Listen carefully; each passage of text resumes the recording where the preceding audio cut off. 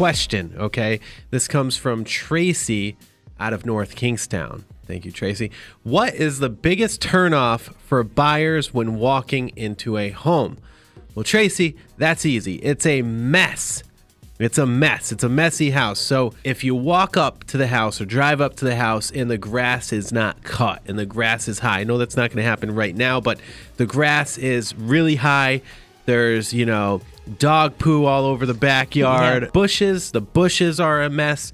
There's cobwebs around the lights in the front of the house. The curb appeal is just kind of not right. Also, what we would include in a mess would be overflowing gutters with leaves, right? Exactly. It's not good for the house anyways. Not good for the house anyways. Definitely something you want to upkeep. The smell. Yes. Don't just assume that your house smells perfectly because you live there. Aside from that, green moss, all that green stuff all over like the northeastern part of the house. Yep.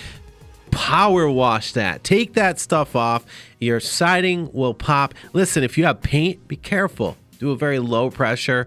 Make sure that the paint's not chipping off. That could cause some other issues. If the dishes are out, if the house is not staged and prepared, if the floors are dirty and the walls are dirty, have hand marks, come on. We're not doing this. Let's clean house. A clean house sells. It could be a dated house, but a cleaned house, if it smells good, looks good, must be good, buyers will buy. Here's another question, and this question comes in from Tina from North Smithfield. Thank you very much, Tina. We had 7 showings over the first 3 days on market and have multiple offers. It's definitely not strange in this market, Tina. 2 of which are $10,000 over asking price. We were considering to wait and hold an open house. What are your thoughts? I think you're nuts. I think if you have offers that are better than asking price, okay, take it. Yep. What are you doing?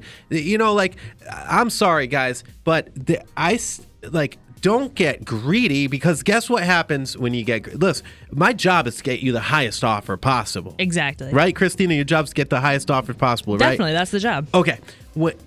If somebody gets greedy and they push things off, especially if it's several days later, as a real estate agent, you are not doing that client any help at all. You're not assisting that client if you tell that client, oh, forget about these over list priced offers. Let's wait to get something else higher that won't appraise. No. Right? Never mind what happens if those offers don't come in. Now you just screwed yourself out of those other offers that were fantastic.